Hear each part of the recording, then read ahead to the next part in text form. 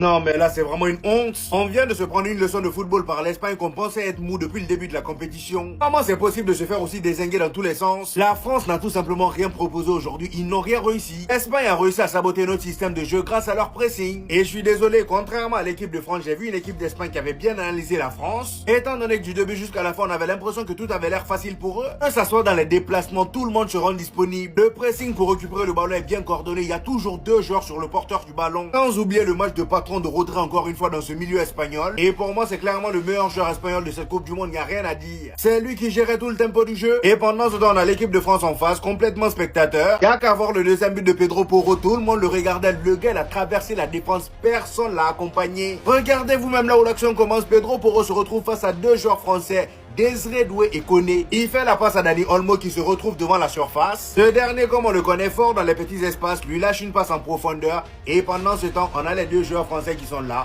Ils ne suivent même pas le joueur. Qu'est-ce qu'ils regardent? Je ne sais pas. Pedro pourra continuer son chemin tout seul. On a aussi Lucas Digne qui avait créé un penalty juste avant en première mi-temps. Complètement spectateur lui aussi. Pedro Porro rentre dans la surface, il n'y a personne sur lui. Il termine avec le but. Et voir le visage de Kylian Mbappé comme ça donne pas espoir. Aujourd'hui, il n'a rien réussi lui aussi. Michael Olise lui-même, j'en parle pas. Ils ont été tous nuls. En fait, c'est simple. Dans cette équipe de France là, j'ai reconnu personne.